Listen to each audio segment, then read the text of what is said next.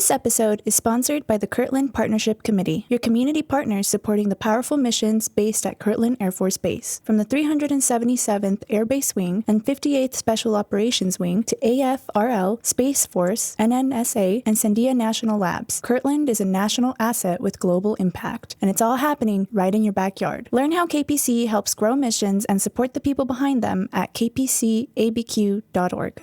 From the Albuquerque Journal, this is the leading news. I'm Gino Gutierrez. It's Monday, September 22nd. Here's what we're covering on today's episode. When Christine Calhoun's 5-year-old son experienced sudden memory loss in Clovis, the family discovered the nearest pediatric neurologist was 2 hours away in Amarillo, Texas. Since then, Calhoun, a middle school teacher and Air Force spouse, has regularly driven 4 hours round trip for her now 9-year-old's migraine care because New Mexico law limits telehealth options. Her experience highlights a statewide crisis in medical access. New Mexico faces severe shortages across nearly all specialties, with 30% fewer nurses, 19% fewer primary care doctors, 35 fewer psychiatrists, and 75 fewer EMTs, leaving rural residents with little choice but to travel out of state or go without care. The shortage is also undermining military readiness. 1 in 5 airmen who are assigned to New Mexico bases are turning down postings due to inadequate family care, double the Air Force average. Kirtland alone has spent over $1 million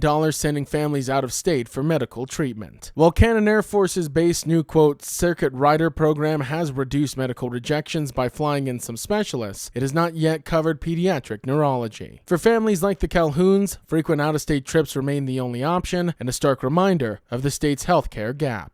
Albuquerque Mayor Tim Keller is set to face 6 challengers in the November 4th election, as confirmed by the Bernalillo County Clerk's Office on Friday. Keller's opponents are Daniel Chavez, Alex Ubalez, Luis Sanchez, Marilyn Jaramillo, Darren White, and Eddie Valera, a mix of business leaders, former law enforcement officials, and public administrators. 2 would-be candidates, Patrick Seiss and Apala Adir, were excluded from the ballot. Seiss, who said he collected 3,156 qualifying signatures, sued after officials counted only 2,880 valid ones, short of the 3,000 needed. A judge gave him until Friday to file an amended petition, but dismissed the case when he missed the deadline. Seiss told the hospital he was hospitalized with serious injuries after an accident while repairing his truck earlier in the week. Judge Joshua Allison noted the, quote, grave injuries, but said the legal requirements were still unmet. The November election sets up a crowded field for Keller, who is seeking re-election against a slate of experienced challengers. Sarah Dreyer, a University of New Mexico political science professor, has joined a $152 million national effort to build fully open, transparent AI models to speed up scientific discovery. The Open Multimodal AI Infrastructure to Accelerate Science Project, or OMAI, led by the Allen Infrastructure for AI, aims to create AI systems that scientists can inspect, adapt, and build upon, a contrast to today's mostly, quote, closed large language models. Funded with $75 million from the National Science Foundation and $77 million from NVIDIA, the project will provide advanced computing, open source models, and tools to partner with universities. Dreyer, the project's sole social scientist, received $600,000 to help curate diverse data for training models specifically designed for research tasks like analyzing studies or generating code. Project lead Noah Smith says open models are crucial for transparency, reproducibility, and collaboration, which is the foundation of science. The 5-year initiative is expected to accelerate breakthroughs in areas such as energy, biology, and materials science by giving researchers AI tools capable of processing high volumes of information by connecting new insights to past discoveries.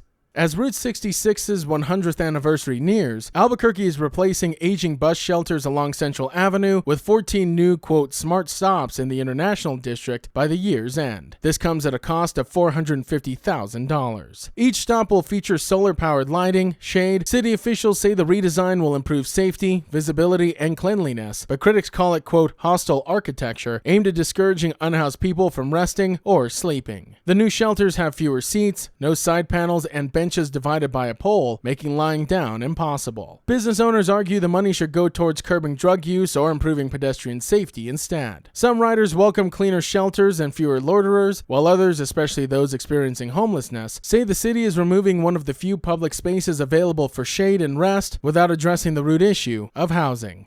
And the Library of Congress has named longtime Santa Fe poet Arthur Shee as the 25th U.S. Poet Laureate. Shee, who has published 12 poetry collections and is a noted translator of classical Chinese poetry, called the honor, quote, a bit of a shock and also exciting. Best known for blending themes of nature, culture, and translation, she taught at the Institute of American Indian Arts for 22 years, mentoring students from more than 200 indigenous tribes. Many of his students have gone on to national acclaim. She began writing poetry while studying math at the Massachusetts Institute of Technology and later moved to New Mexico at the suggestion of his mentor. His work often disputes linear narratives, layering beauty and ugliness to reflect contemporary life. As poet laureate, she plans to focus on translation as a social practice, inviting readers to make their own translations. He often resists overly political poetry, but sees language itself as inherently political and believes poetry's power lies in sound, rhythm, and slowing down to reveal the deeper meaning. The Leading News is powered by the journalism of the Albuquerque Journal. If you enjoy hearing all of the stories we share with you here daily, please consider becoming a digital subscriber to the Journal by utilizing the discount code in our show notes. Every subscription helps support local journalism and allows us to provide you with the news that matters to you. Now taking a look at Albuquerque's weather forecast. Scattered showers and thunderstorms are expected today, mainly after 3 p.m., partly sunny with a high near 79. As for this evening, partly cloudy skies are expected with a low around 56. To keep up with all the latest news from the Albuquerque Journal, you can visit our website at abqjournal.com. That's the Leading News. I'm Gino Gutierrez. We'll be back tomorrow.